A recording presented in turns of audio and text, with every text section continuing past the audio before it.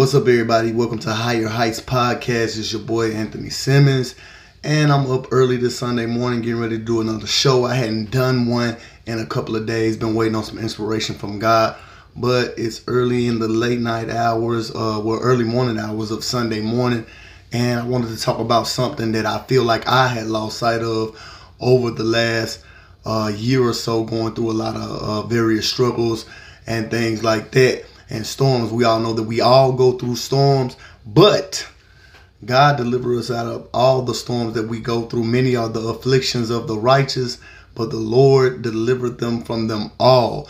The topic I wanted to talk about today, Proverbs 18 and 16. I always tell people that there are 3 books of wisdom in the Bible. I think it's Proverbs, Psalms, and Ecclesiastes. Proverbs, Psalms, and Ecclesiastes. I think those are the books of wisdom in the Bible. I advise a lot of young people, if you want to start learning stuff about wisdom, you should go there in the Bible first. It's full of nothing but wisdom. Solomon had a lot to do with those books right there. Really is the author and the writer of those books, or what those books are based off of. Before we get into this, I need y'all to go ahead and like, subscribe, follow, comment, all that good stuff. We all know the spiel. I take a lot of time to put these videos together, and I would greatly appreciate it if y'all take a couple of seconds out of y'all day to like, follow, and subscribe, share, and all that good stuff. Proverbs 18 and 16, though. Proverbs 18 and 16. A man's gift will make room for him. A man's gift will make room for him. That's what we're going to talk about on today. You know, what I like about God is God has made us all so individually blessed and marvelous, and we're wonderfully created, and nobody understands how deep this is, how God made us wonderfully just significant, and nobody is like you no matter what. Even though some people have some of the same gifts, it doesn't block or stop your blessing from your gift and exactly what God has for you. And this is what I love about God. We don't realize how important our gifts are. The Bible speaks of gifts as if they are currency. Like, people can actually live and be blessed from these natural gifts that God has given us. Some people think of gifts as just maybe singing or dancing or acting or being able to be athletic or something like that. Those are gifts. But there are many gifts that God has. And just because God names just a few of them in the Bible, I think we overlook the fact that there are other natural gifts that people have that don't always get the attention. You know what I'm saying? There are plenty of gifts. And your gift will make room for itself. We're going to talk about that on today. I don't know who needs to hear this today, but I know I needed to hear it. Like I said, I lost sight of this over the last year or so, going through some tumultuous storms and letting the enemy stop me or distract me from using this gift that I know God gave me naturally. First of all, let's break down this word gift. Now, gift is something that you didn't earn. You don't really necessarily have to deserve it, and you didn't pay for it. A lot of people say, well, yeah, you can go pay for a gift. No, not really, because if you pay for it, it's really not a gift. You can buy a gift for somebody else, but for you to have a gift, it wasn't just given to you because you earned it necessarily. A gift is given to you. It's something that, like I said, God gave you. You have some people that pay for gifts on this earth. They were born, they didn't know how to play music. They went and paid somebody to teach them how to play music. They didn't know how to sing naturally. They went and paid for vocal lessons. I equate this to a person. Have y'all ever, guys, if y'all with me, follow me on this, you have some guys who've been cutting hair since they was a little kid. Like, they just been cutting hair. They didn't go to school to cut hair. They didn't read a book to cut hair. They just started cutting hair. They just picked it up and started cutting hair, and they're naturally gifted. If they went to go get their license, it would just be a formality because they had to get the technicality out the way. But they've been cutting hair for years. They've been getting money cutting hair because that's their gift. Then you got the people that go to school and they go get all the technical work, but they didn't have all the natural gifts that person had, who just been doing it all their life. So let's get that out of the way. Gifts are like currency. My gift will make room for me. My gift can feed me. My gift can provide me financial blessings. My gift can provide me to afford me to be in the company of people that otherwise I wouldn't have a way to get in front of because of my gift. When we was growing up in school, man, let me tell y'all one of my favorite sayings that nobody can understand.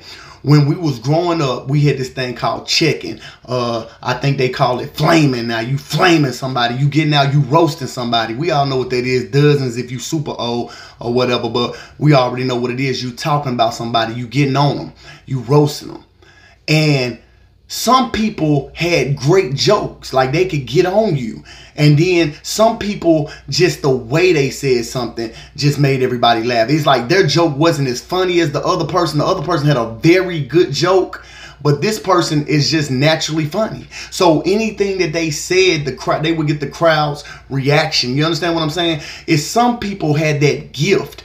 Like I could have a very articulate, great joke about you, but somebody come in and just do some whoopity boop bop, and then people laugh because they had that natural gift. I always tell people this. There's some comedians that are funny just because of the way they say something. They're natural. Mike Epps is one of those people. He can have you rolling just by the way he talks. Cat Williams, the way he says something, it's his gift. It's natural. It's innate. He doesn't have to work for that. Now, am I saying that they don't have to craft their skill and master that talent and things like that? No, I'm not saying you don't have to master that gift, but you have a gift that was given to you on this earth that you've always been funny. Everybody's always laughed at you. You didn't even understand. You weren't even trying to be funny sometimes, but people laughed at it because you have that natural gift. See, we got to understand, when God says a man's gift will make room for him, that means you won't have to press your way with this gift. This is something that you naturally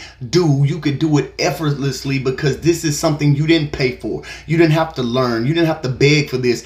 God gave you this so you could work this thing and it will carry you throughout life because it's awesome. Have you ever seen 3 or 4 people cook a pie?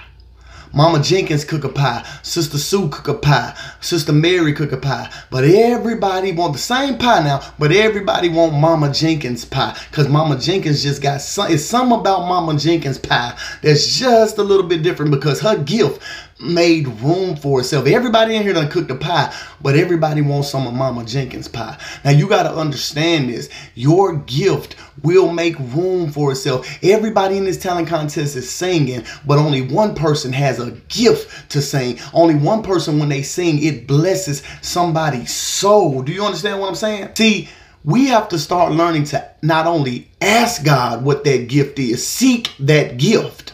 Seek that gift. And once you seek that gift, you need to cultivate it, and then you need to begin to work that gift. You have some people with the natural gift of kindness. Some people have the natural gift of covering and protecting. When you're around them, you just feel covered. You feel protected. You feel safe. You feel warm. You feel secure. Because their gift is to make you feel secure. Have you ever been around somebody with that gift? That no matter how big, how strong, how independent you are, when you get around a certain person, it's just an air about them that you say everything's going to be okay. Because they have a calming gift. They have a peaceful spirit. They just have a gift. And sometimes we're not being blessed because we're not operating in our gift. We're operating in everybody's gift but our own. And over the last year, sometimes you cannot be using your gift for the right way. We're going to talk about a lot of things. Sometimes you're not operating in your gift the right way. Sometimes you're not even operating in your gift at all. You could be using, many times I used to use my gift for many reasons. We can go down the litany of the list of many ways I used to use my gift. And it was the wrong way and it wasn't providing blessings for me. Y'all understand what I'm trying to say? There's a way that God intends for you to use your gifts in order for them to open doors for you. Then there's a way that you could be getting ill-gotten gains or a blessing just for now. And God has an abundance of blessings for you throughout this gift. He has an abundance of people He wants to be blessed through this gift of yours. Now, I don't know the particular scriptures right now, and I don't like to misquote stuff, but I'm going to give y'all a summarization of a story in the Bible that you have to follow to understand. One day, this master had hired some employees in the Bible. And when he hired these employees, y'all know the story of the talents. He gave one 5 talents, one 2 talents, and one 1 talent. He hired 3 employees. He gave one 5 talents, one 2 talents, and one 1 talent. Now, the employee that he gave 5 talents, he went out and doubled it. The one that he gave 2 talents, he went out and doubled his. The one that he gave 1 talent, buried his up, hid it away. Now, when the master returned and he asked each one of them what had become of those talents, the one with 5 said, hey, I went and doubled those talents. He said, well done, thy good and faithful servant. Now I can make you a partner. The one with 2,000 talents doubled his. And when he doubled his, God said, well done, thy good and faithful servant. Now you could be my partner. The last one said, well, I only had 1 talent, so I went and hid it because I knew I only wanted to give you the best, so I didn't double or give you a return on it. The moral of this story is God has invested in us talents and gifts. And when he comes back, he expects a return on these talents. See, some of us have been given many talents. Some of us have been given some talent, and some of us have been given few, but you still have a talent, and God still expects a return on that investment. So if you've been sitting around with your talent and your gift, and you've been sitting on it, because each and every one of us have one, don't get it mistaken, you have a gift. If you've been sitting around and you have not doubled and your investment has not matured and you have not got residuals off of that, and when you come back, all you have for the master is an excuse, I'm pretty afraid that he's not going to be able to say that quote that we all like to say, well done, thy good and faithful servant. You understand what I'm saying? The tricky part about your gift. Throughout your life, the enemy tries a lot of things to get you distracted from performing your gift. He distracts you in plenty of ways. He distracts you with trying to be like other people do their gifts. He distracts you by trying to depress you. He distracts you by trying to make you insecure. He distracts you by trying to make you unconfident in yourself so that you never discover who you really are with your real purpose and your real gift. He does a lot of tricks to try to manipulate you into making you feel like you're worthless and you have no value, and that you won't be able to be anybody. So some of us walk around life mimicking other people, trying to be like other people, and you will never be successful in those fields. Did I say that you could not have success? No, you're just not going to be successful. Successful has the ending term full on it, means I'm full of success. See, I've had success in plenty of departments in my life, but I wasn't full of success. One of my gifts, my biggest gift to me, is speaking, breaking down, dissecting, making things plain where people can understand. And I can lose sight of that. And when I used to rap the wrong lyrics or having things going on in my life or use my words for the wrong reason, yeah, sure, I may have gotten what I want for the second.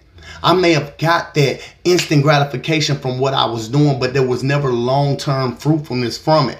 But when God began to show me what my gift was, I can literally wake up in the middle of the night like I did now and begin to speak, because that is my gift. I'm encouraging everyone out there to operate in your gift. Find out what your gift is. There's somebody who's not getting blessed because you are not operating in your gift. You are not being blessed because you are not operating in your gift. And your gift does not stop just because you got issues going on. Just because you got storms in your life. Just because the enemy is coming at you hard. Your gift does not stop, and your gift will make room for you. That's Higher Heights Podcast for today. If y'all got any questions, thoughts, or comments, we got other podcasts. We got other content coming up. The show is going to get greater later. Y'all be blessed.